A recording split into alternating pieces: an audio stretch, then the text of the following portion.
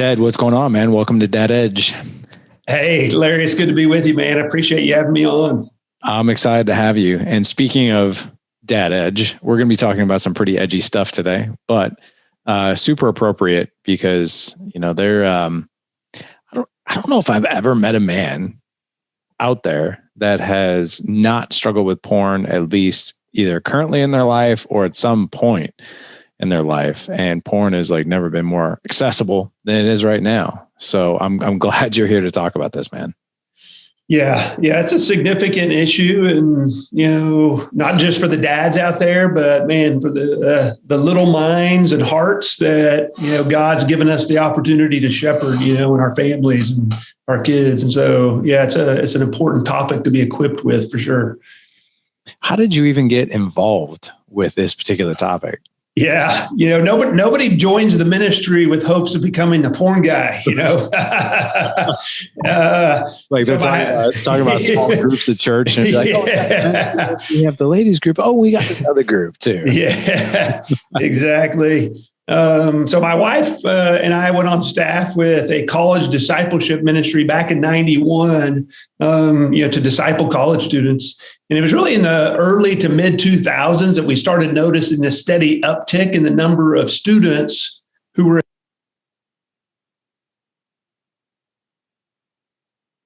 Hey, Ted, I'm sorry. For some reason, your side muted. Sorry, I don't know what happened. It just muted. Okay. All right. No worries. We can edit. Yeah. So back from the top. No, I mean you can start wherever you want. There was just 10 seconds. It was muted. Okay. So my wife and I joined student mobilization and college discipleship ministry back in the early 90s. And in the early to mid 2000s, we started noticing this steady uptick in the number of students that were addicted to porn.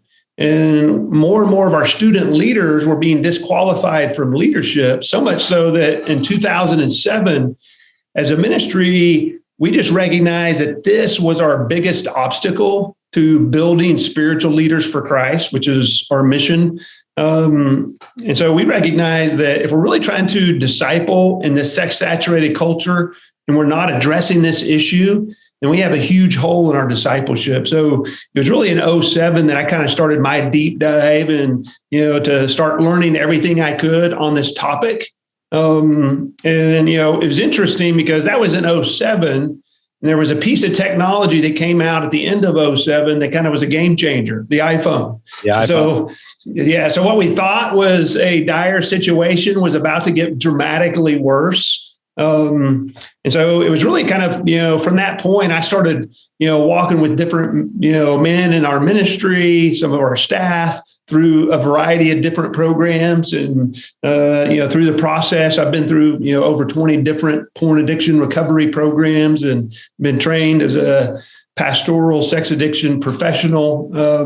And really through that process, we identified, hey, what are those key principles that lead to freedom? We in 2015, we've been using them for several years. In 2015, we're like, hey, let's put this in a user-friendly format. And that's when we created the Freedom Fight, which is our, online porn addiction recovery program, which is free. And so, man, that was kind of, my journey to getting here.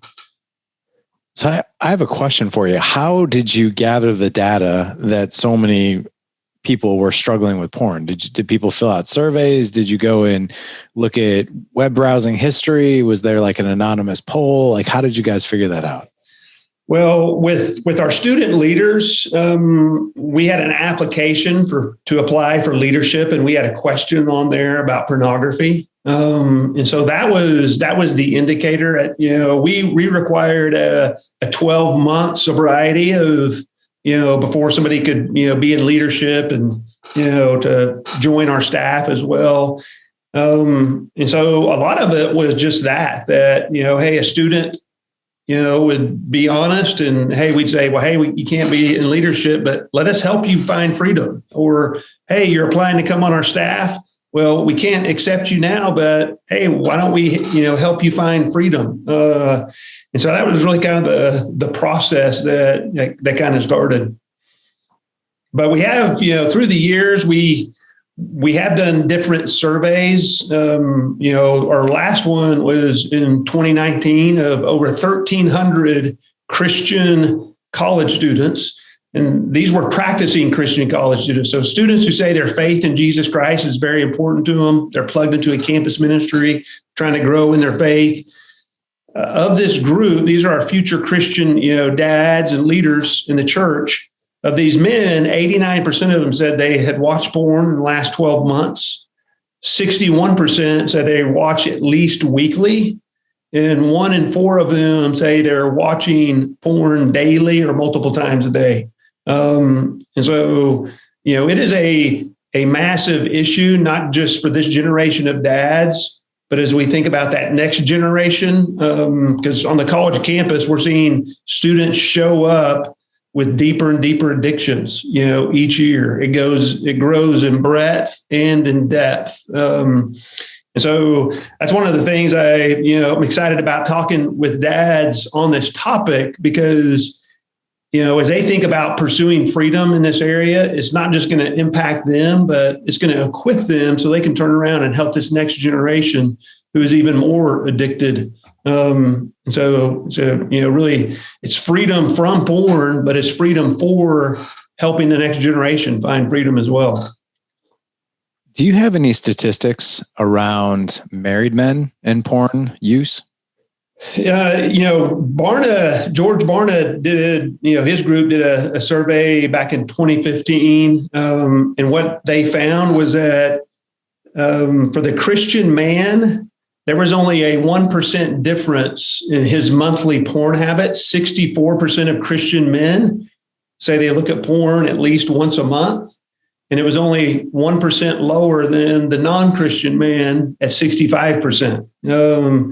And so, as we think about this issue, it's virtually the same in the church as outside the church. And so it really is a pandemic of sorts, for sure. Obviously, it's so accessible, right? It's more accessible now than it ever has been. I'm not sure how old you are. I'm 45, but I remember when I was younger, trying to even as a kid, get your hands on like a dirty magazine. Like it was almost impossible, right? You had to go sleep at your buddy's house who his dad had Playboys, right? I mean, that was like the way. Now all you need is a mobile device that connects to the internet, right? And it doesn't even have to be necessarily a smart device. It could be any device whatsoever. You mentioned before we got started that we really wanted to cover the impact on families and the impact on the relationship with God, and then the impact on our wives and our kids. And I think a lot of men view this as, well, it's not hurting anybody and no one really knows about it. And for me, maybe, it's just like, I'm just relieving stress. In fact, if I didn't do it, I might be like really irritable and maybe have less patience and more crabby. So I'm kind of doing people a favor. Or I've also heard this one too. It's like, well, I have a high sex drive. And if I bothered my wife all the time with this high sex drive, it would drive her crazy. So I'm doing her a favor. So I share that because, name the justification, it's out there. But how does this impact families? And let's start with the man first. And then let's talk about the wives. And then how does this impact our kids? Yeah. And I'm talking about our behavior as men. I'm not talking about our kids' behavior with it. Yeah. Well, and that's such a great question because, the tendency that we have as men when it comes to sin is, deny, minimize, and rationalize. And, the Bible tells us in Jeremiah 17:9 that the heart is more deceitful than all else. Who can understand it? And so just recognizing the tendency in our own heart, but also just that the Bible tells us that sin is deceitful and that we can be hardened by the deceitfulness of sin. And, Hebrews 3:13. And so, recognizing that is important because, when God talked about the impact in the language that he used to describe how fleshly lust impacts a person, he uses warfare imagery. In 1 Peter 2:11, he says, "Beloved, as aliens and strangers, abstain from fleshly lust, which wage war against the soul." So when God talks about fleshly lust in like pornography and how it impacts a person, he says it wages war against the soul. And so that's significant that God would use this warfare imagery. And, there's really been some fascinating research, that has been done on this topic. There's a sociology professor at OU who studied the impact of pornography on a group of 3,000 people over a 6-year period of time. And one of the areas that he looked at was how it impacted a person's spiritual commitments. And what he found was that if somebody is using porn, it makes that person less committed to their spiritual disciplines, going to church, reading their Bible, praying. But the one thing it does make them do more of is doubt, has religious doubts. So think about it for a minute. If you wanted Christian men to be less committed to reading their Bible, praying, going to church, and you wanted them to doubt more, just get them to watch porn. And so we can tell ourselves that, hey, it's not really having an impact, but God says differently that, man, we're opening ourselves up to give the enemy an opportunity. In Ephesians 4, it says, do not give the enemy an opportunity. Do not give the devil an opportunity.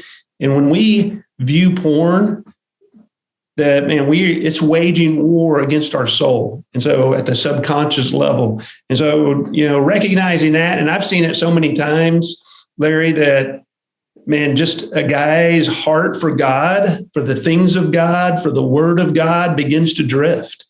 He doesn't even know it, but just his appetite for that begins to shrink. It's waging war against his soul.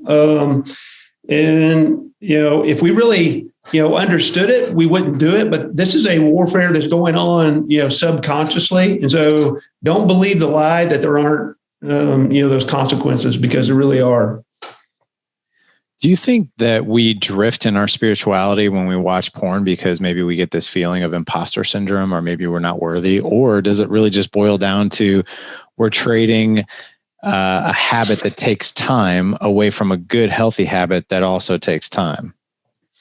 Yeah, and I think there's multiple factors at play. I think the shame factor is a big one. There's shame in any addiction, but particularly for the Christian who struggles with a pornography addiction or pornography habit, because it violates our morals as Christians, the teachings of Christ, on a number of levels.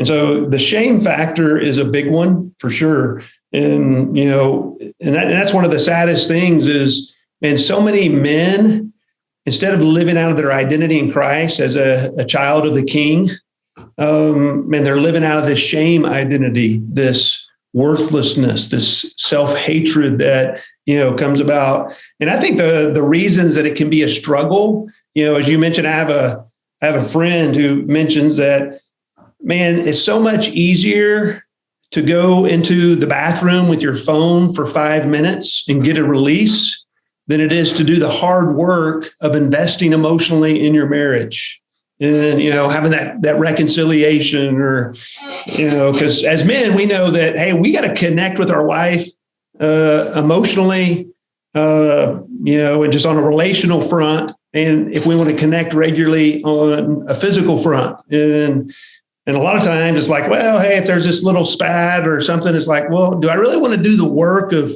bringing this connection when I can just, go into the bathroom for 5 minutes? And I think the ease of it, the shortcut, all of that, undercuts. And speaking of how it impacts the relationship with the wife, I think that's one way. This sociology professor, Dr. Samuel Perry, one of the things he discovered in his, looking at the impact of pornography is he looked specifically at marriages. The couple, if either the husband or wife started watching porn, that couple was 2 to 3 times more likely to divorce than the porn-free couple, which if you think about the impact of that, that's massive. And the other thing that he saw is that if somebody started watching porn in 2006, that's when his study started, that by 2012, that person was, either divorced or he rated his marriage as, it was rated as less quality. It had fallen in the quality of marriage. And so it's not just bringing divorce, but it's bringing less relational connection, because once again, at a subconscious level, when we're hiding the secret, we're not being fully known. And when we're not fully known, we're not able to fully connect and be authentic. And it's not just hurting the porn user's relationship with his spouse, but it also, his study showed that it hurts his relationship with his kids, that a porn user and their kids would relate the relationship lower than the non-porn user. Because once again, it's having a bigger impact than we think because of the shame, because of the hiding, not even to mention the time, but it's like, hey, instead of, pursuing my wife, I'm pursuing, this sexual high. And so it's having a significant impact, whether we, know it or not. And one other, thing that Dr. Perry talked about was on the spiritual level is that, not surprisingly, he found that the parent who uses porn is much less likely to talk to their kids about spiritual things than non-porn users, and, that's not surprising. It's like, hey, when we're using porn, we're less likely to, want to have that devotional or want to bring up God's word and apply it to a specific area of life. And so, Larry, as you think about, all of the impact of this, it's obvious why God used spiritual warfare language to describe it, because the enemy, is having a field day on Christian marriages and homes with this weapon. And the fact is most people aren't even aware of what's going on. That makes total sense. It's like, it's this giant secret, right? And do you think, you mentioned in there that a porn user is less likely to have spiritual conversations with their kids, maybe less spiritual conversations with just within the family alone? Do you think it's because that underlying shame, imposter, who am I to talk about this stuff? Like, I'm the one who's doing this, this, and this, right? Do you think it has a lot to do with that? Okay. Yeah. I think absolutely. The shame piece is a very significant piece. Just, and one of the things Dr. Perry also showed was the direct correlation. The more frequently somebody watches porn, the less likely they are to serve in their church or congregation. And, I think the shame factor, is a significant reason. The Apostle Paul in First Timothy chapter 1, verse 5, he says, the goal of our instruction is love from a pure heart, a sincere faith. And, if you think about it, in a clear conscience, it's like, man, if you don't have a sincere faith and a clear conscience, man, it's going to be hard to step out with confidence and lead. And when there's this secret, and so I just think, man, that's something that's just sidelining men. And then the sad thing is as men, those rationalizations you mentioned at the beginning, it's just easy. We rationalize ourselves and, hey, everything's fine. No one knows. And yet, man, there's this slow drift towards destruction. And so, man, that's one of the reasons I really appreciate you, being willing to talk about this, because, more people in the church, need to be aware of it. No, I totally agree. I think that this is, it's like, well, I'm not doing drugs. I'm not drinking too much, right? It's not like crack, not hurting anybody, but yeah, it's kind of like this, it's like a sniper, right, in the background. And I'm going through a process right now called Operation Timothy, and where it's a 2-year mentorship, and I have a Paul, who's taking me through this curriculum. It takes about 2 years. And he talks, we have many conversations about like, listen, man, like the enemy is sneaky. All right. He wants you to justify things. He wants you to rationale things like, oh, no, it's all right. And then what you don't realize is the bigger picture of like things that are actually happening and you just don't see it. Let me ask about this. What about the physical implications of too much porn use? And by the way, what is too much porn use? Yeah. Well, and to answer that second question. So I want to make sure that I think I know what you're going to say. You're like, listen, any amount of porn use is too much use, right? But at the same time, I want to make sure, like, I've had experts on the show in the past who have talked about porn and the destructive things behind it. They've linked, certain amounts of time that you spend doing it, that exacerbates the physical and mental and emotional implications of this, right? So my question to you wasn't, like, I know what you're going to say. My question is more around like, I think the average guy, right? I mean, your percentages and statistics show that we justify it and we watch it a ton, right? So I want to make sure that men here, like, you might think that you're not watching it that often. And you might think, the outcomes and what's happening isn't that big of a deal. But even this little bit, this tiny little bit, it's creating this, but we don't really know what this is. Does that make sense? Yeah. Well, and I think an important, thing to mention is really how an addiction is birthed. We've all heard of dopamine, the pleasure chemical our brain releases when we experience something enjoyable that our brain wants us to remember and repeat. When a person watches porn, the brain releases, a significant amount of dopamine. And, when a person starts using porn, they start going after that dopamine high. The addiction experts tell us that an addiction is birthed when a person starts using that high to medicate negative emotions that they have. And so you mentioned earlier, like stress, for instance. When a person starts using, whether it's alcohol, drugs, or porn to medicate their stress, man, all of a sudden, and they do that repeatedly, then all of a sudden stress becomes the trigger. Because what a lot of people don't realize is dopamine is released not just when we experience pleasure, but it's also released in the anticipation of pleasure. And so if we've been using porn to medicate stress, stress becomes the trigger and the brain goes into relief mode. So when we feel stressed, I know where we can go, man, to feel a whole lot better. And it will release dopamine to start the craving. And a lot of guys will say, well, man, I just had this huge urge to use porn that hit me out of nowhere. But when we go back and look at it, they usually understand that, well, no, I've been, anger is kind of, man, my triggering emotion and I use to, medicate. And so when a person does that, then that negative emotion becomes the trigger. And that's when addictions go deeper.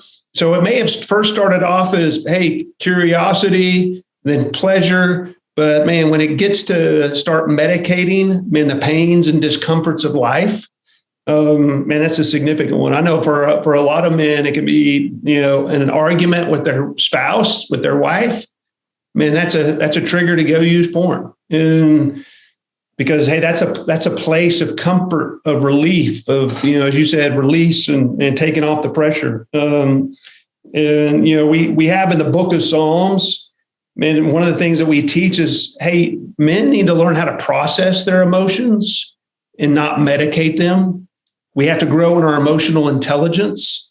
And, reading through the book of Psalms and, looking at King David, and that's exactly what he did in so many instances. Psalm 139, 23 and 24. Search me, O God, and know my heart. Try me and know my anxious thoughts and see if there is any hurtful way in me.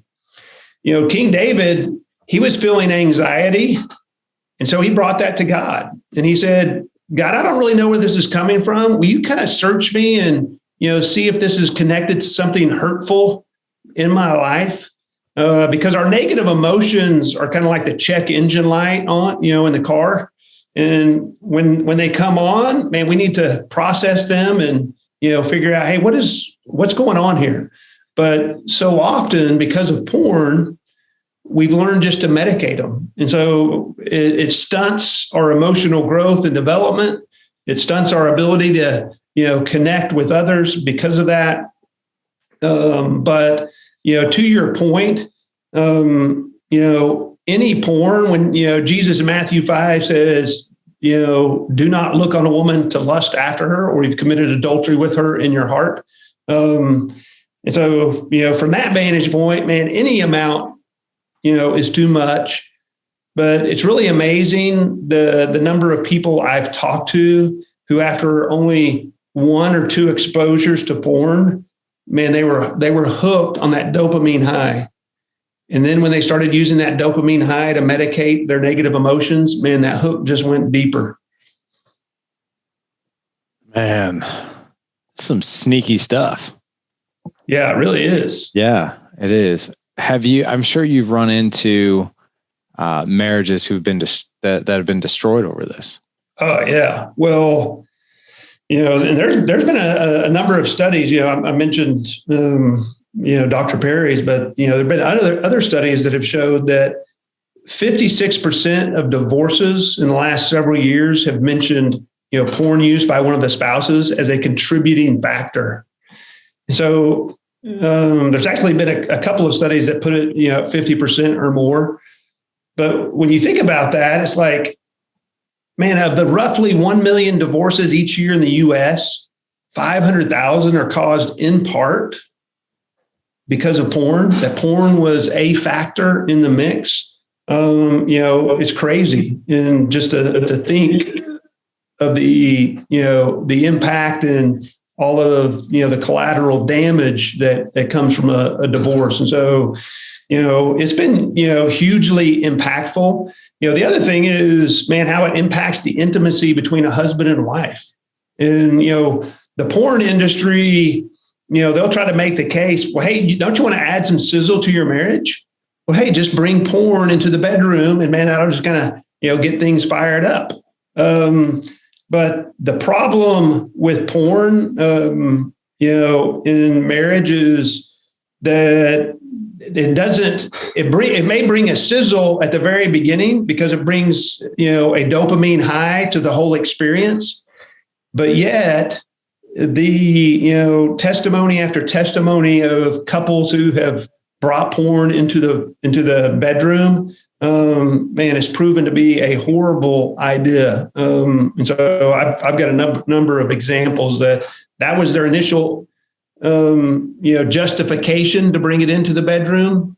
And, now that couple is divorced, and, and it was related, just to, the porn that was brought in. Because, one of the stats is that if a married couple is using porn, they are 318% more likely to commit adultery. Think about that. 318% more likely to commit adultery, because when a person is watching porn, their brain is being rewarded for new and different sexual partners.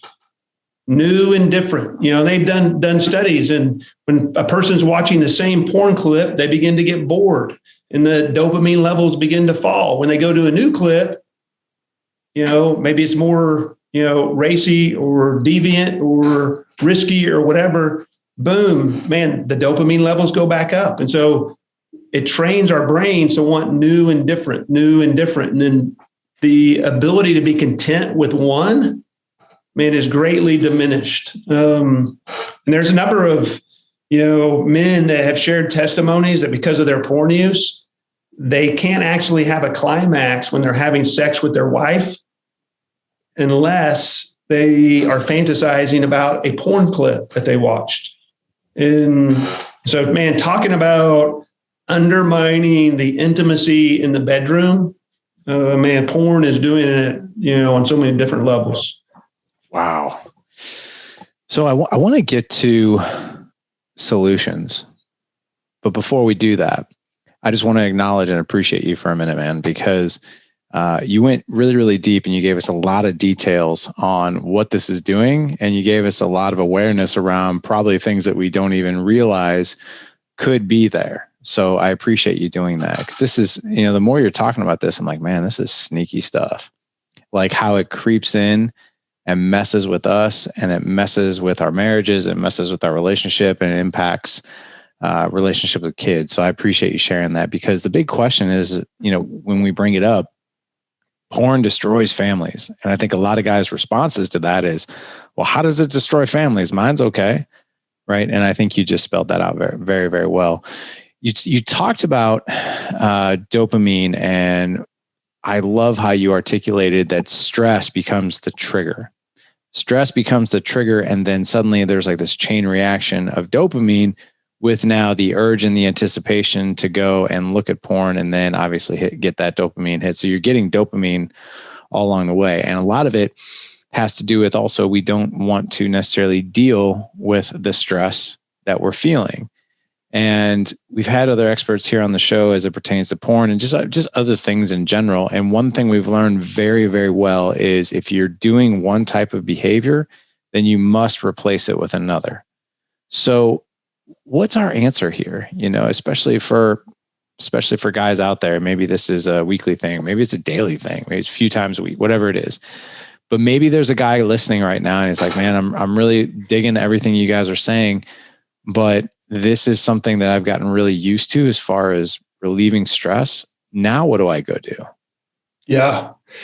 And man, that's such a great question, Larry, because, there's another element, there's multiple layers, but another one is just the whole emotional bonding that takes place when oxytocin is released. When a man has an orgasm watching porn, there is bonding that takes place at an emotional level because oxytocin is released. And oxytocin is the bonding chemical that, God has created to bond a husband and wife. And so that's one of the things that can give porn this mysterious pull to it is, therapists actually call it dating porn, because guys will, get an emotional attachment because, man, the porn has been there for them.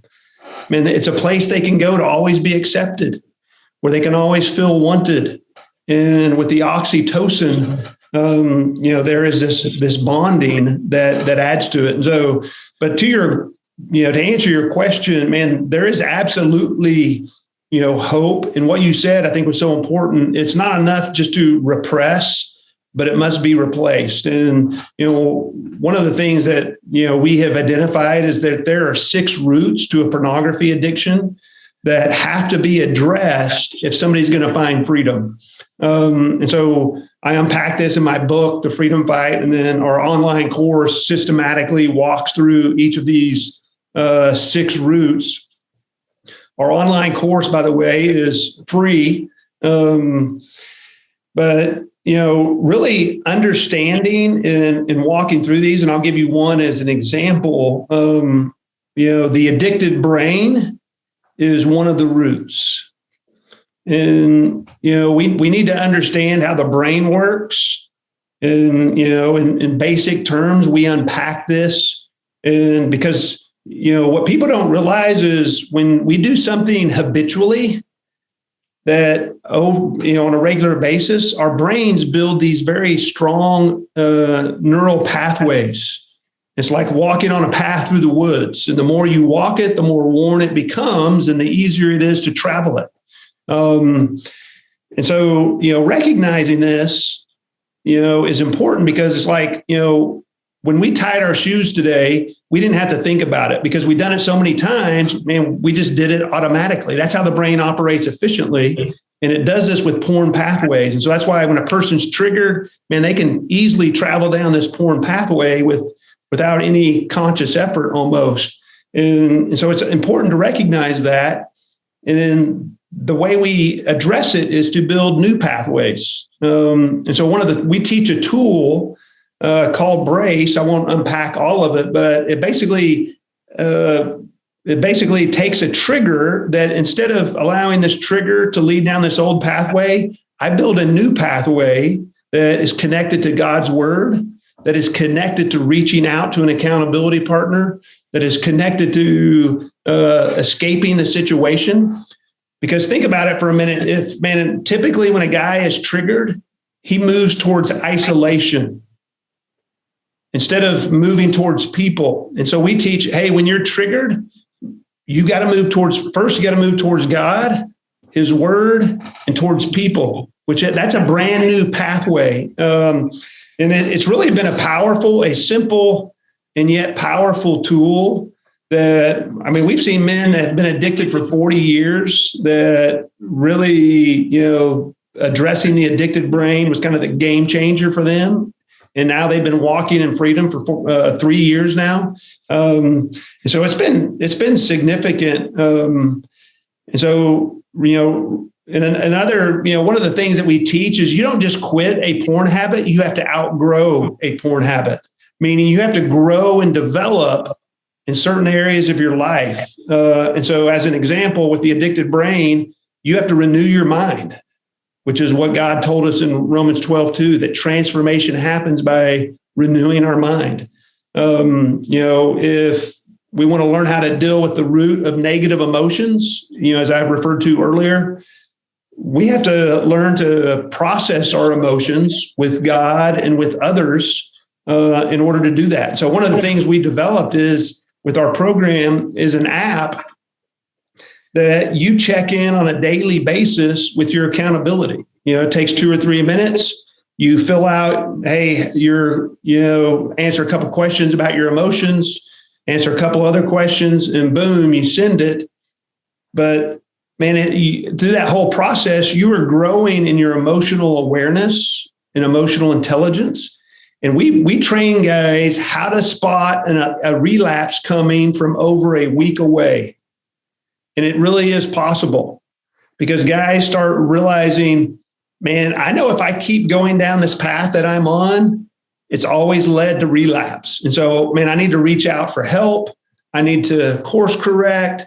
And so it really is, a powerful tool. And so, one of the things that I really try to encourage people, to begin thinking about porn addiction is, don't think of it just simply as a recovery issue, but it's a discipleship issue. Because if a person's truly going to, walk in freedom for the long haul, they have to develop, new patterns, new habits, new relationships. And man, it's really been powerful because through that process, God does a powerful work.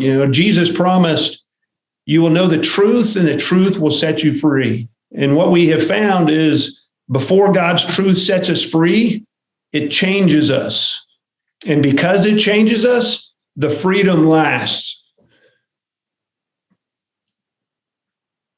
And that is really, really cool. As far as you said that the freedom will last, and you said in here that we have to outgrow a porn habit. I thought that was fascinating. Outgrow a porn habit. Do you think we automatically set ourselves up for absolute failure if we're like, okay, starting today, that's it, done, cold turkey? Yeah, it's important to have that kind of commitment. And we teach, hey, in the early stages, you got to go on detox. We teach people, hey, how do you lock up your phone? A lot of people don't know how, you can actually make your smartphone a dumb phone, and we teach you how to do that. And you can, lock up access. And so that's an important, and really that's just kind of the first step. But you got to have the long-term mentality. One of the things that we have of guys who go through our program, again, it's free, is they fill out a crash report. If they do relapse, they fill out this crash report of where they go back and say, hey, what led to it? And they answer questions so that, it's kind of like when a plane crashes, they pull out that data, the black box, and they try to learn, hey, what caused this to happen so that future flights, can be safer. And so we help guys, learn how to learn from their relapses and, move forward. But yeah, having that mentality, it's, hey, we teach them how to go on lockdown, but it's definitely the long haul mentality of, hey, I've got to grow and establish some new habits that is going to take some time. And so, yeah, that's an important piece to recognize. What does detox look like? Well, detox, it looks like, when Jesus, after he said that visual lust is, like adultery, the next two verses, he says, if your right eye causes you to sin, tear it out and throw it from you. If your right hand causes you to sin, cut it off and throw it from you. And so that's detox is, hey, what do I need to do to get radical about removing, temptation? So I have a whole chapter on that specific, root. The root that we're dealing with there is the sexualized society. The fact that, man, sex is everywhere. Sexual media is everywhere. And, it's not enough just to, have behavior modification and take these steps, but also in our hearts, are we really growing in our conviction for personal holiness? In that, man, recognizing holiness isn't a list of rules, but holiness is pursuing God's best for me. And man, having that vision will, man, really, give a person, the right perspective when they, go through detox. And so in detox, you're identifying your triggers and you're setting up boundaries, to protect those, you from those triggers. And so, it's an important first step that, a person establishes so that, then from there they can, begin to work on the other roots. Final question I have for you is, you talked about accountability and you talked about reaching out to people and having community. And, we've had what's called Dad Edge Alliance Mastermind for almost 6 years now, where, it's our large mastermind group. We help men basically live legendary lives within a community, right? And we have a point man on every single mastermind call team that we have. We have 30 a week that they are specifically in charge of accountability. And whoever needs or wants accountability, they'll raise their hand and ask for it. What we find is, obviously, when you're held accountable, your chances of execution are higher, right? With this particular topic, I would imagine that still holds true. But there's a level of shame and embarrassment probably that men deal with, as far as so for instance, there's 3 people in my Operation Timothy mentorship, right? And we talk about this topic quite a bit, and just men in general, how we're triggered. And what we'll do is we're on a group text and we'll send an emoji of eyes like this. And we always ask each other, like, how are your eyes? Your eyes okay? And that's kind of our code of checking in of like, hey, everything's still good. So, there was one of the guys in our group, though. He's one of the younger ones. And he brought up, I feel embarrassed if I put eyes on our group text, because that means like I'm tempted, and there's that part of me that's like shameful. How do we get over that? Even though we're in the same, iron sharpens iron, we're all dealing with the same struggle, yet we still feel shame and guilt when it comes to even just getting the support that we need. Yeah. And that's such an important question. And I think recognizing that the first step to healing is confession and coming out of the shadows. James 5:16 says, therefore confess your sins to one another and pray for one another that you may be healed. And so as we look at it from a biblical perspective, man, moving from the shadows into the light is where healing begins. Man, it's where our brothers can, pray for us. And I think another important, passage is, out of 2 Corinthians 12, where the Apostle Paul says that, when I am weak, then I am strong. then he, unpacks it. But hey, that's when the power of Christ comes through me. And so he says, most gladly, therefore, I will rather boast about my weaknesses that the power of Christ may dwell in me. And so, having a biblical perspective and recognizing, hey, when I step out and I confess, and that's the first step to healing. When I share a weakness, when I, am vulnerable, man, that's such an important part of fighting against the shame that wants to keep us in the shadows. Because when we step out and we show our vulnerability, one, that invites the other guys to be vulnerable, but it really opens us up to recognize, man, I need Jesus because, hey, I've got problems and I need his help.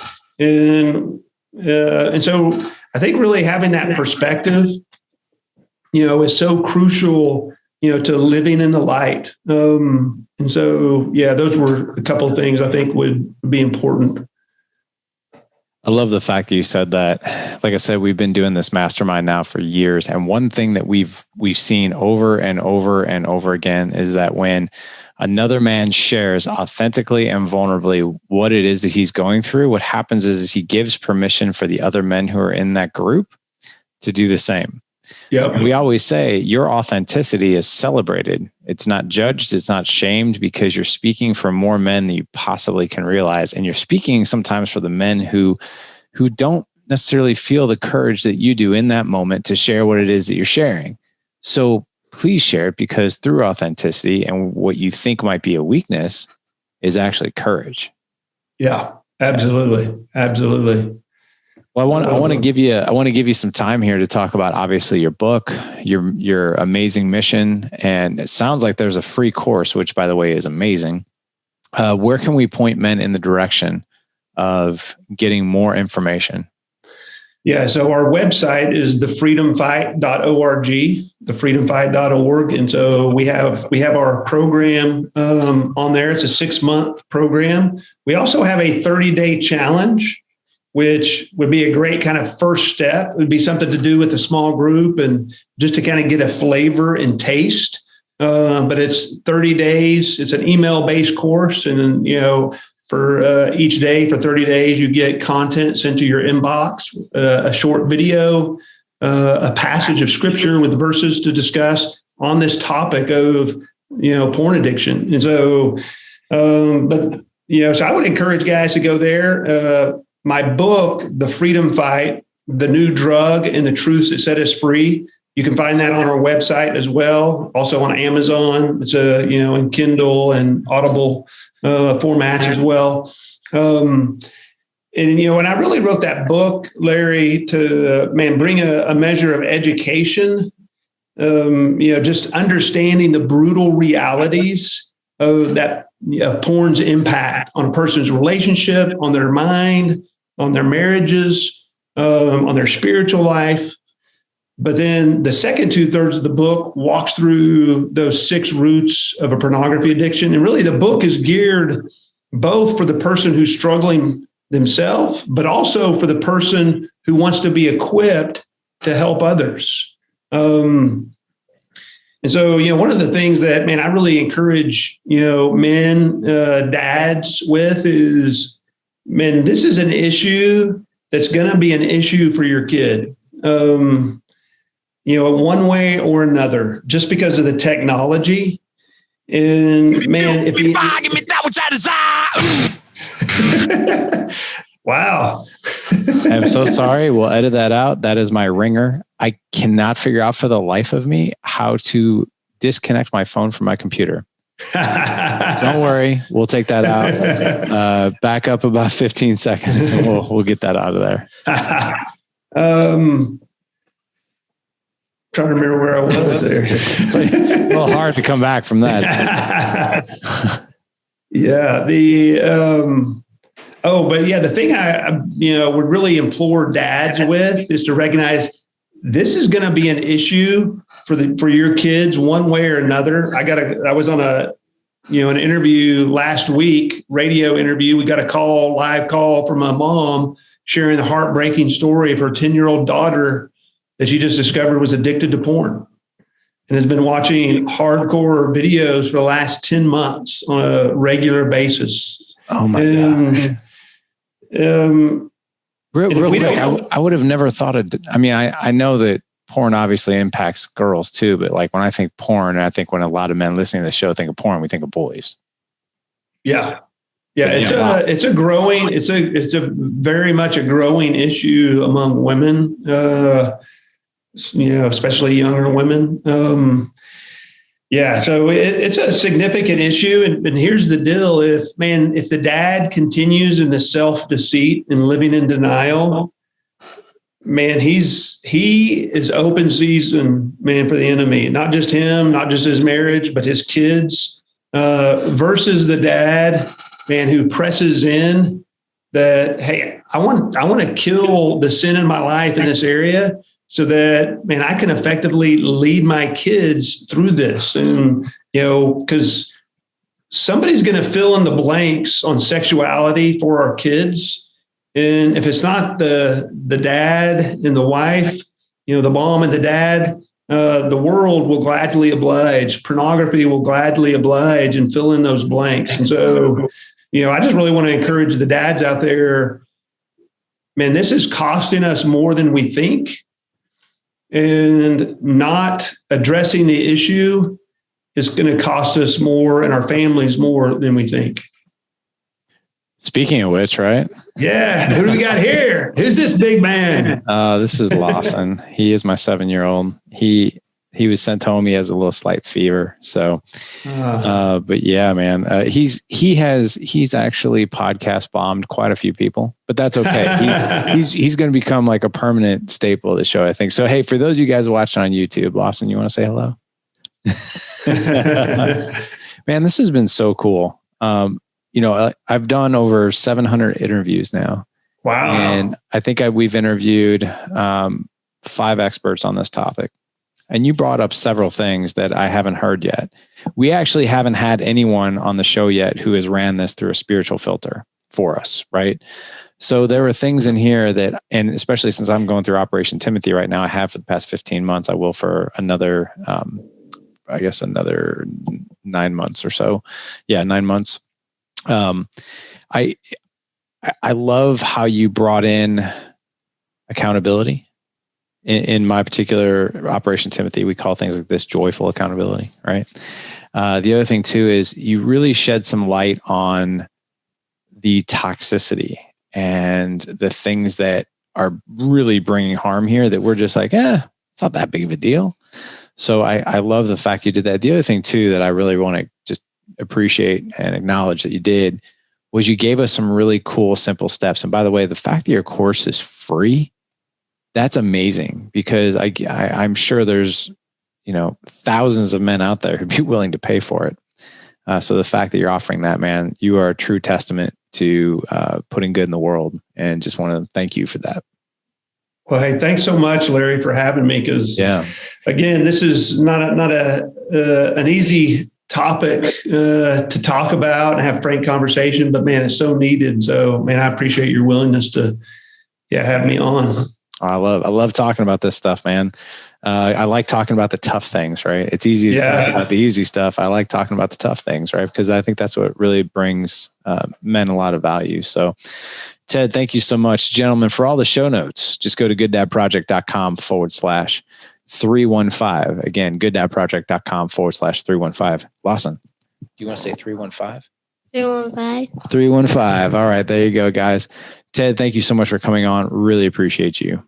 Absolutely. Thanks for having me, Larry. You bet. Gentlemen, go out and live legendary. Take care.